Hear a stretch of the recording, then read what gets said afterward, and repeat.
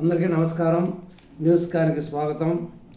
ఈరోజు ప్రధాన దినపత్రికల్లోని వార్తలను కానీ చూసినట్లయితే, ట్రంప్ వాణిజ్య యుద్ధం, మెక్సికో, కెనడా, చైనాలపై సుంకాల కొరడ, రెండు పొరుగు దేశాల ఉత్పత్తులపై 25% టారిఫ్, చైనా నుంచి దిగుమతులపై 10%, అమెరికా అధ్యక్షుడు ఉత్తర్వు, ఫెంటానిల్ రవాణా అక్రమ వలసలను అడ్డుకునేందుకనే వెల్లడి, ప్రతీకార చర్యలకు సై అన్న ట్రూడో షీన్ బామ్, WTOలో తేల్చుకుంటామన్న బీజింగ్.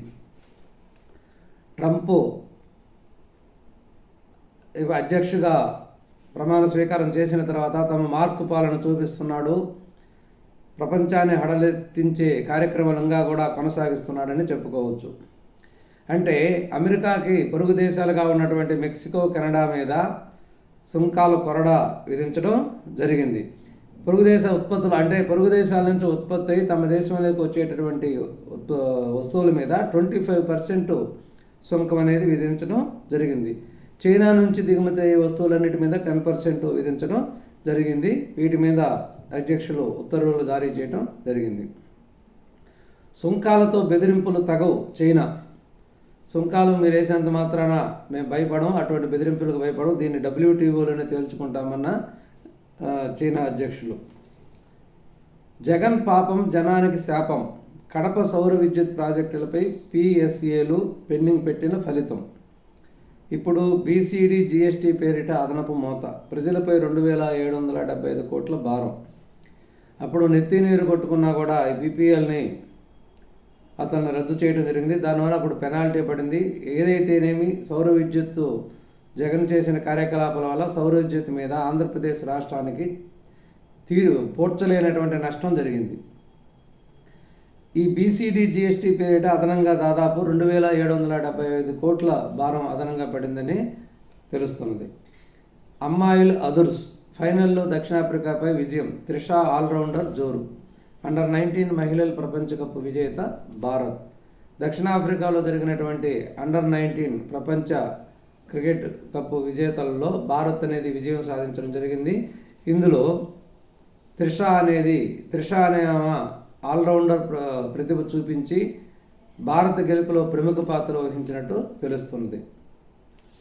మోదీ నాయకత్వంలోనే దేశ రాజధానికి వెలుగులు, దేశమంతా స్వచ్ఛ భారత్ వైపు, ఢిల్లీ మాత్రం మురికి కోపం, పాలకుల నిర్లక్ష్యమే సమస్యలకు కారణం, అందుకే భాజపాకు మద్దతునివ్వాలి.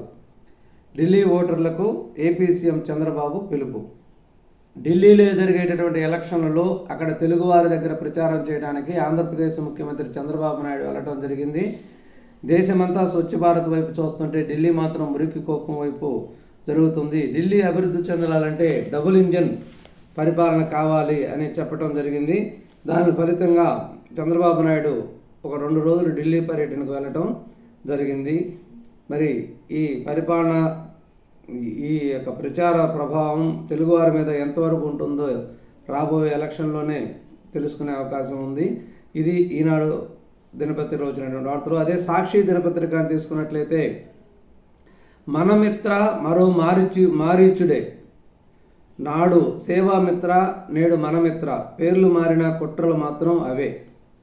వాట్సాప్ గవర్నెన్స్ ముసుగులో చంద్రబాబు సర్కార్ రాజకీయ కుతంత్రం. 520 రకాల సేవల 420 మోసాల. ఆధార్ నెంబర్తో కుటుంబ వివరాలు మొత్తం బహిర్గతం. గిట్టని వారికి సంక్షేమ పథకాలు నిలిపివేత, ప్రత్యర్థి పార్టీ సానుభూతుల ఓట్ల తొలగింపు, ఎన్నికల్లో అక్రమాలే లక్ష్యం. పౌరుల వ్యక్తిగత డేటా ప్రైవేట్ సంస్థ గుప్పెట్లోకి. అసలు ప్రజల డేటా మూడో వ్యక్తి వద్దకు ఎలా వెళ్ళింది? మా వ్యక్తిగత వివరాలు ఇంకా ఎన్ని చోట్లకు చేరిపోతాయి? ఎన్ని చేతులు మారతాయో? టీడీపీ కూటమి సర్కారు తీరుపై రాష్ట్ర ప్రజల్లో తీవ్ర ఆందోళన.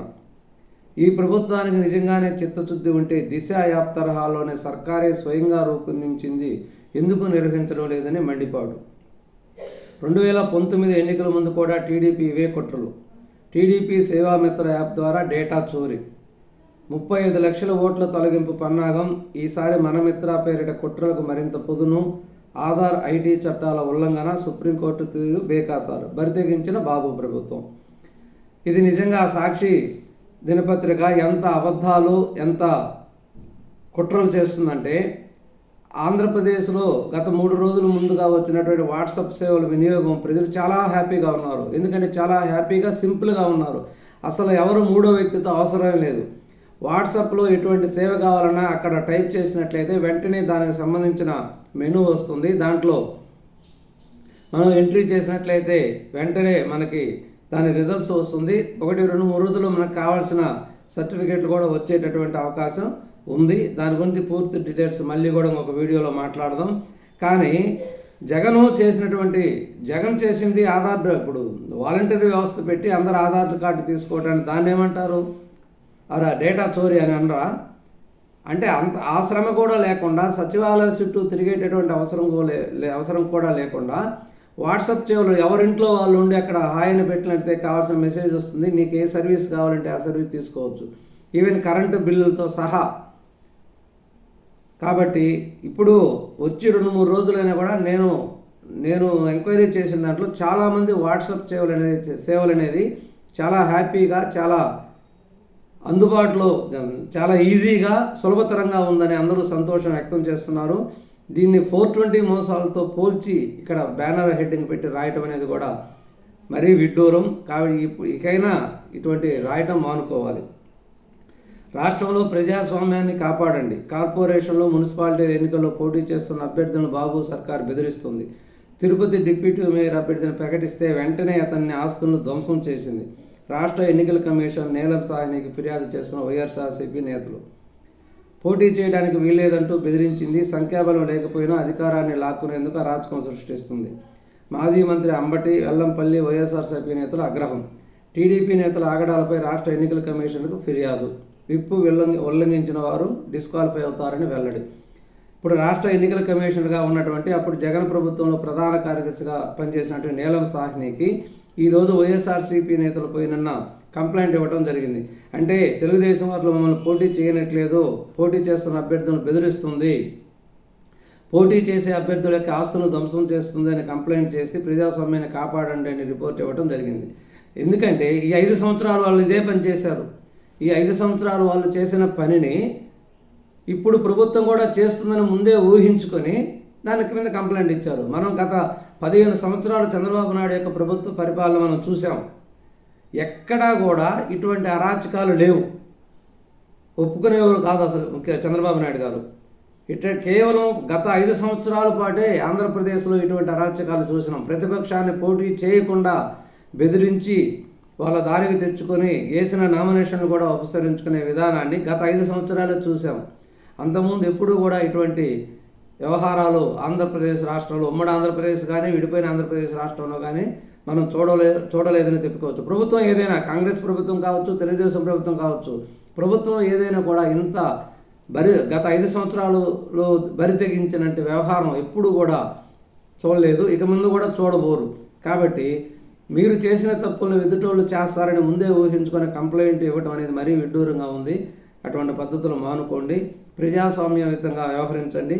మళ్ళీ మీరు ప్రజలు అభిమానాలు చూరుకునే అవకాశం ఉంటుంది. నేడు 3 మున్సిపాలిటీలో చైర్మన్ ఎన్నికలు, 4 deputy mayor, 5 municipal vice chairman పదవులు కూడా. అది ఈరోజు వార్తలోని ప్రధాన అంశాలు. నమస్కారం, ధన్యవాదాలు.